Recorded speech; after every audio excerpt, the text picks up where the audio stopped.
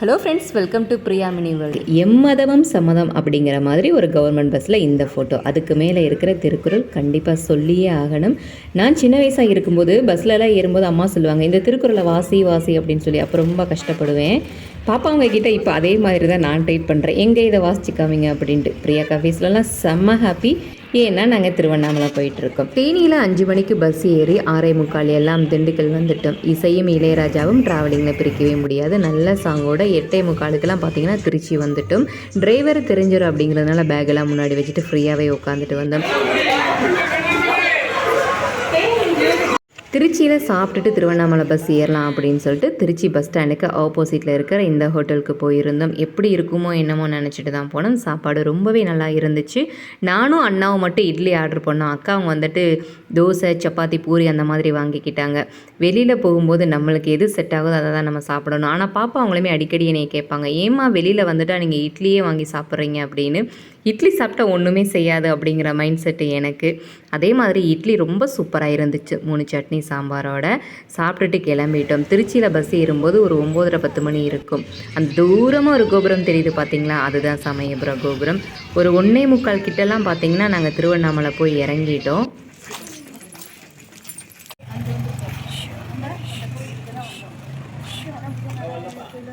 ஹோட்டலெல்லாம் நாங்கள் ரூம் போடலை. பக்கத்தில் ஒரு மண்டபம் மாதிரி இருந்துச்சு. ஒரு ஆளுக்கு 50 ரூபா சார்ஜ் கேட்டாங்க. நம்ம ஃப்ரெஷ்ஷப் ஆகி வர்றதுக்கு நல்லா குளிச்சுட்டு நாங்கள் ஃப்ரெஷ்ஷப் ஆகி வந்துட்டோம். அந்த மண்டபத்தில் பார்த்திங்கன்னா லாக்கர்லாம் இருக்குது. எங்களுக்கு முன்னாடியே நிறைய பேர் வந்துட்டு தூங்கிட்டு இருந்தாங்க. அதுக்கு தனியாக சார்ஜ் பண்ணுவாங்க போல். இங்கே வந்து ஸ்டே பண்ணி தூங்கி குளிச்சு போகிறதுக்கு. நாங்கள் ஜஸ்ட்டு குளிச்சுட்டு அப்படியே அங்கேருந்து கிளம்பிட்டோம். புதன்கிழமைக்கு நைட்டு வரைக்குமே இப்படி நம்ம திருவண்ணாமலையில் வெள்ளிக்கிழமை காலையில் நிற்போன்னு சத்தியமாக நினச்சி கூட பார்க்கல. இது திடீர் விசிட்டு, திடீர் முடிவு. சொல்லப்போனால் எனக்கான ஒரு பயனுன்னே சொல்லலாம். கொஞ்சம் டிப்ரெஷனாக இருந்துச்சு மைண்டு. அதனால் வெளியில் கிளம்பி போகலாம் அப்படின்னு சொல்லிட்டு அக்கா அவங்க என்னை கூட்டிகிட்டு வந்தாங்க. காலையில் 3:30 மணிக்கு ஃப்ரெஷ்ஷப் ஆகி வந்து ஒரு டீயை குடிச்சிட்டு கிளம்பலான்னு சொல்லிட்டு டீயும் குடிச்சிட்டு கிளம்பிட்டோம். வெள்ளிக்கிழமைக்கு காலையில் 7:40 தான் பௌர்ணமி ஸ்டார்ட் ஆகுது. எங்களோட பிளான் என்ன அப்படின்னா, பௌர்ணமி டைமிங்கில் நடக்கணும் அப்படிங்கிறதுனால தான் வியாழக்கிழமைக்கு சாயங்காலமாக கிளம்பி போயிருந்தோம். ஸோ நாங்கள் அந்த பௌர்ணமி டயத்துக்கெலாம் நடந்துட்டு தான் இருந்தோம்.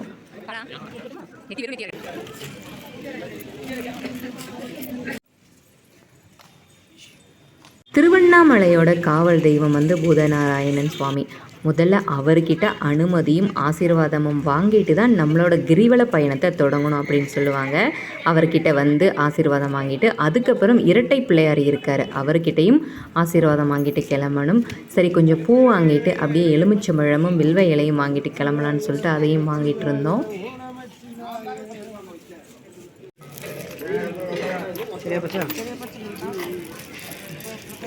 யாருக்கு உங்களுக்கு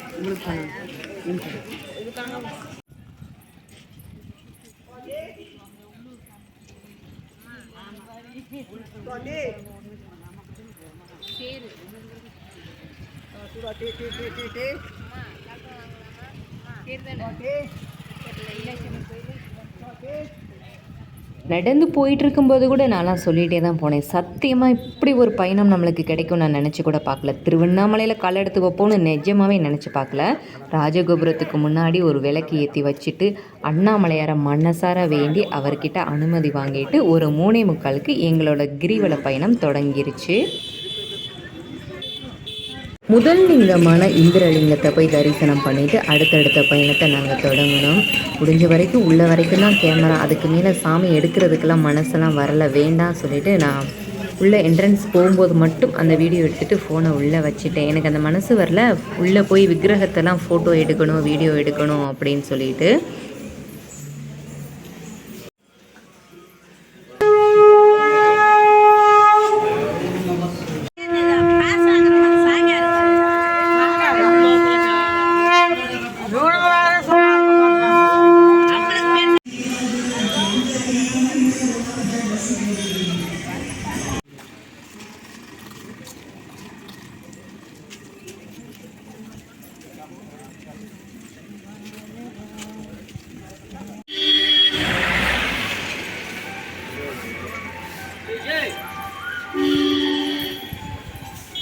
கிரிவலப்பாதையில் வழி நடக நிறைய கோயில் இருந்துச்சு. 2வது லிங்கமான அக்னி லிங்கத்தையும் வணங்குறதுக்காக உள்ளே போயிருந்தோம். காலையிலே நல்ல கூட்டம்.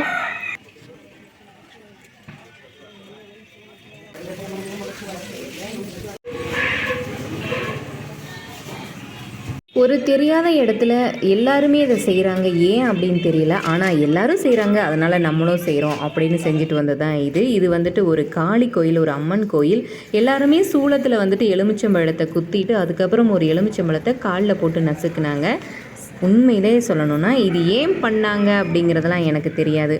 எல்லாருமே செஞ்சாங்க, சரி நம்மளும் செய்கிறோம் அப்படிங்கிறது தான். ஆனால் அதுக்கான யாருக்கிட்ட கேட்குறதுன்னு எனக்கு தெரியல, இது ஏன் இப்படி பண்ணுறாங்க அப்படின்னு சொல்லிட்டு. நாங்கள் நடந்து போகிறதுக்கு ஆப்போசிட்டில் இந்த சிம்ம தீர்த்த குளம் அப்படின்னு சொல்லிட்டு இருந்துச்சு. என்னடா அடைச்சிருக்கு, உள்ளே போய் பார்க்கலான்னு சொல்லிட்டு ஓப்பன் பண்ணால் கொஞ்சம் அப்படியே த்ரில்லிங்காக பயமாகவே இருந்துச்சு. இந்த சிலையை பார்க்கும்போது உள்ளே ஃபுல்லாக பார்த்தீங்கன்னா பயங்கர இருட்டு. இதில் பிரியாக்கா வேறு உள்ளே போய் இறங்கி பார்த்துட்டு வருவோமா, ரொம்ப தைரியமானாலும் என்னையும் கூப்பிட்டாங்க. வேண்டாம் வேண்டாம் எனக்கு பயமாக இருக்குது வாங்க அப்படின்னு சொல்லிட்டு அப்படியே வெளியில் வந்துட்டோம்.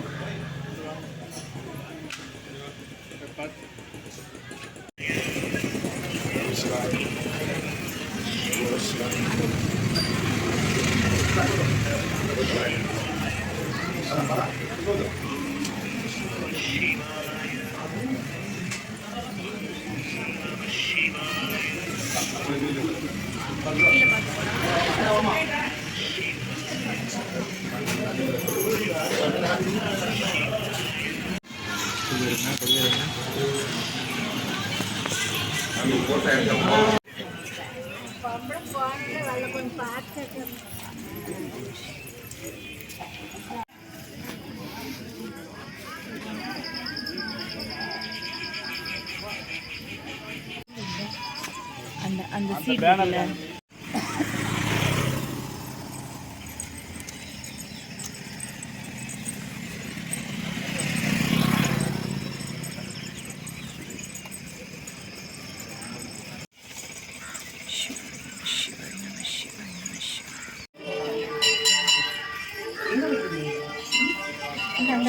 அந்த கோயில்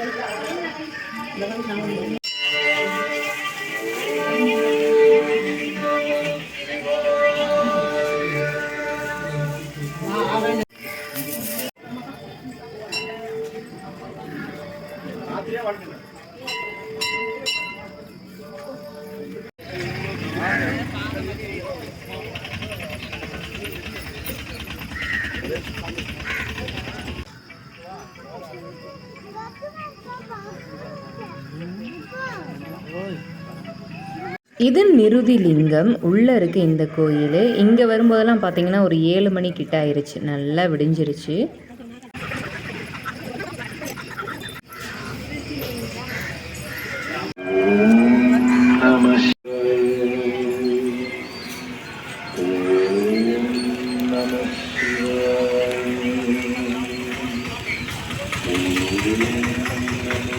ட்ராப்பாக தெரியுதா? அதில் தாமரை அள்ளி வேறு இருக்குது, சிகப்பு கலரு.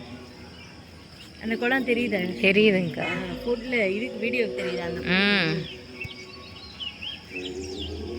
அந்த குளத்து பேர் உண்ணாமலையார் குளமா.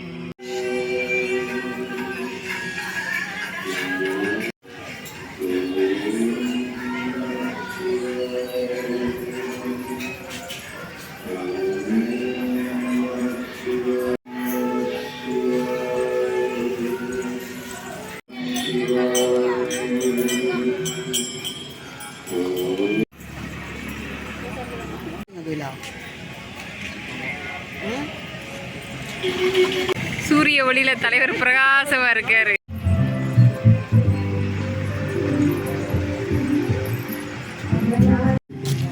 அவர் இருந்தப்ப யூஸ் பண்ணிருப்பாங்கப்பா.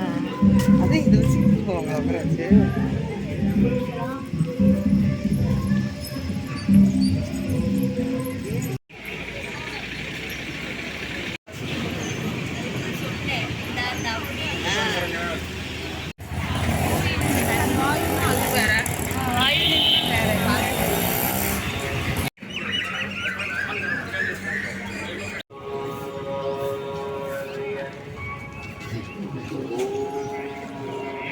இருக்குவா அவ்வளோ ரேட்டு நம்ம தரமாட்டோம்.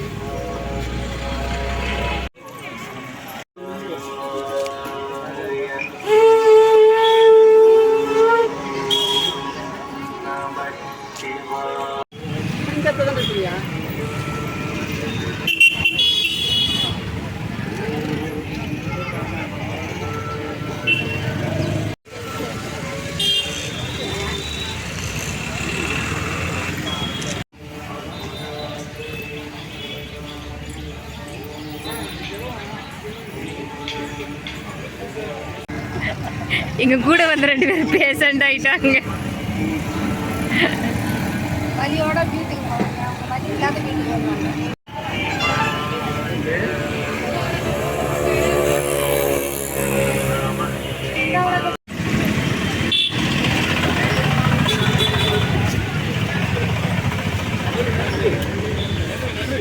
வெற்றிகரமா ராஜியக்கா எடுக்கு பிள்ளையாரில் போயிட்டு வந்துட்டாங்க.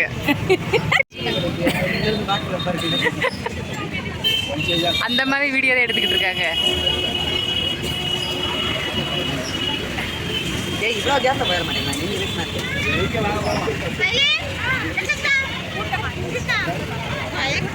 நீங்க இந்த இடத்துல மட்டும்தான் திருவண்ணாமலையோட 5 மலையுமே ஒன்றா தெரியும். ரொம்ப சூப்பராக இருந்துச்சு இதை பார்க்குறதுக்கு. அந்த சித்தருமே யாரடா நமக்கு ஏதாவது ஒரு ப்ளஸ் பண்ணுவாங்களா அப்படின்னு யோசிச்சுட்டு இருக்கும்போது அங்கே இருக்கிற அந்த சித்தர் சாமியார் வந்துட்டு ஒரு பெரிய ப்ளஸ் பண்ணாங்க, தீர்க்க சுமங்கலையாக இருக்கணும் அப்படின்னு சொல்லி. அது ரொம்ப சந்தோஷமாக இருந்துச்சு அந்த வார்த்தையை வந்து அந்த பெரியவர்கிட்ட இருந்து கேட்குறதுக்கு.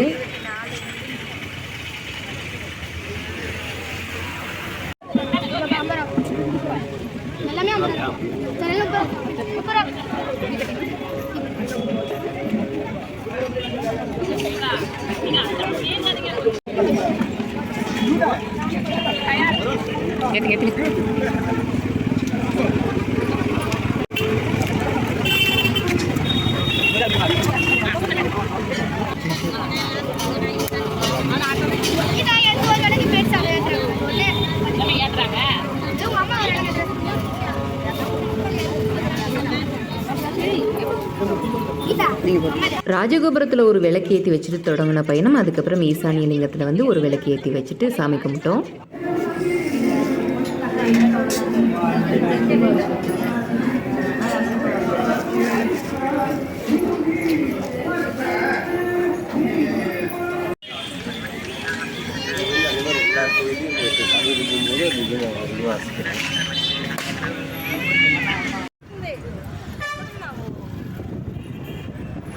எனக்குலாம் வெயில்னால் சுத்தமாக பிடிக்காது. நான் வெயிலில் எங்கேயுமே போகவும் மாட்டேன். அப்பா கால் எடுத்து வைக்க முடியல. ஒரு 11:15 கிட்டலாம் பார்த்தீங்கன்னா கொதிக்குது தர. ஆனால் மனசார வேண்டிக்கிட்டேன், நம்ம ஏதோ பாவம் பண்ணியிருக்கோம், சிவன் அதுக்கான தண்டனையை நம்மளுக்கு கொடுக்குறாரு, நம்ம அதை ஏற்றுக்கிடுவோம், இதோடு நமக்கு எல்லாமே சரியாயிடும், நம்ம மனக்கவலை எல்லாம் போயிடும் அப்படின்னு நினச்சி நான் அடுத்தடுத்த அடி எடுத்து வச்சேன். புதநாராயணன் கிட்ட மறுபடியும் ஆசீர்வாதம் வாங்கிட்டு எங்களோட கிரிவல பயணத்தை இதோடு முடிச்சுக்கிட்டு அண்ணாமலையாரை தரிசனம் பண்ணுறதுக்காக கோயிலுக்குள்ளே போனோம். கியூவை பார்த்தீங்கன்னா பயங்கர கூட்டம். எப்படியோ உள்ளே போயிட்டோம். ஒரு இடத்துலலாம் பார்த்தீங்கன்னா தனியாக நான் மட்டும் உள்ளே போக ஆரம்பிச்சிட்டேன். அக்காவங்களாம் அப்படியே நிப்பாட்டிட்டாங்க கூட்டத்தினால. கொஞ்சம் பயந்துட்டேன், ஐயோ நம்ம மட்டும் தனியாக மாட்டிக்கிட்டோமே அப்படின்னு சொல்லி. அதுக்கப்புறம் ஃபோனில் காண்டாக்ட் பண்ணிவிட்டு மறுபடியும் எல்லாருமே ஒன்று சேர்ந்துட்டோம். அந்த இடத்துல கொஞ்சம் நான் பயந்துட்டேன், தனியாக ஒரு தெரியாத இடத்துல என்ன பண்ண போகிறோம் அப்படின்னு. அதுக்கப்புறமும் சிவன் இருக்கார் அப்படின்னு தைரியமாக உள்ளே போனேன். கடைசியாக எல்லாருமே ஒன்று சேர்ந்துட்டோம்.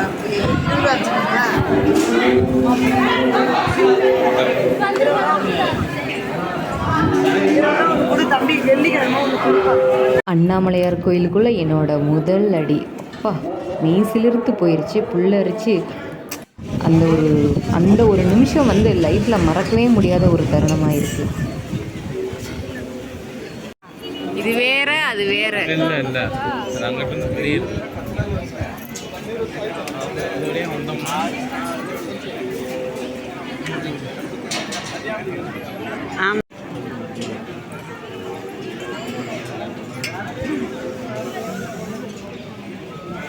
இந்த தங்கப்பிள்ளைக்கு 2 கண்ணுமே தெரியல. அது கொஞ்சம் நேரத்துக்கு அப்புறம் தான் எனக்கு தெரிஞ்சிச்சு. மனசு அவ்வளோ கஷ்டமாக போச்சு. அப்படி தங்கப்பிள்ளை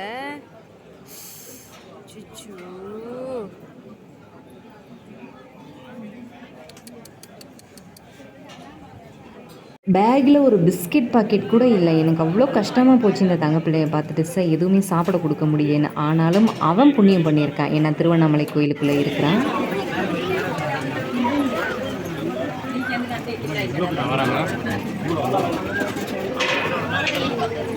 இது ரமண முனிவர் தவம் செஞ்ச இடம், பாதாள லிங்கம். இதை கடந்து எல்லாருமே பார்க்காம போய்கிட்டே இருந்தாங்க. நான் யோசிச்சுட்டே இருந்தேன், இங்கே வந்து ஒரு பாதாள லிங்கம் இருக்கே அப்படின்னு சொல்லிட்டு கேட்டுட்டு போனோம். அங்கே கூட்டமே இல்லைப்பா, இதை மிஸ் பண்ணிடுவோமோ நினச்சிட்டு இருந்தேன். கண்டிப்பாக போய் பார்த்துட்டேன். எனக்கு அவ்வளோ சந்தோஷம் இந்த பாதாள லிங்கத்தை போய் நம்ம பார்த்தது. மிஸ் பண்ணிடக்கூடாதுன்னு நினச்சிட்டு போன இடம் இது.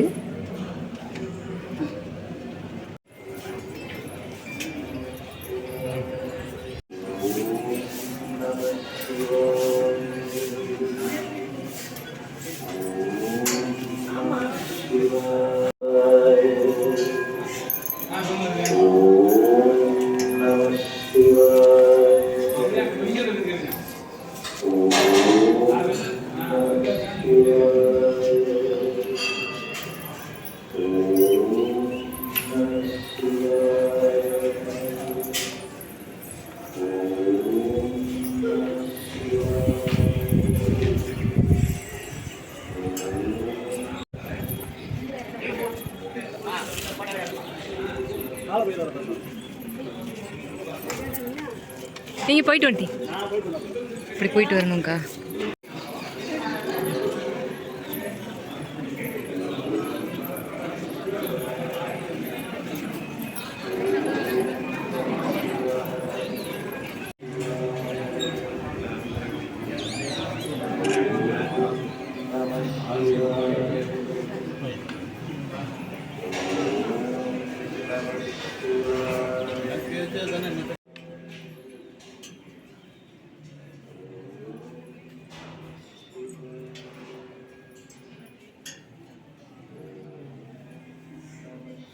எதிர்பார்க்காத ஒரு பயணம், நினச்சி பார்க்க முடியாத ஒரு தருணம் சிவனால் எனக்கு கிடச்சிச்சு. எனக்கு மட்டும் இல்லை, எங்கள் ஃப்ரெண்ட்ஸுக்கும்.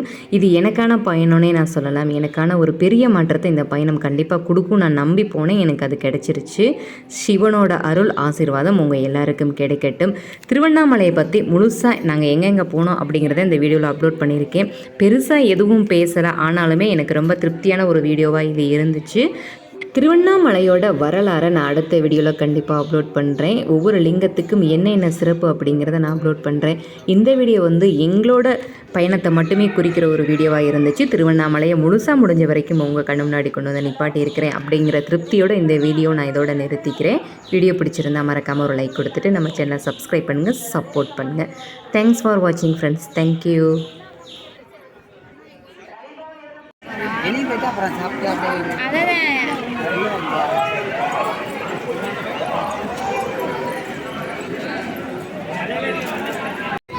ஐயர் நடந்தா பாவம்.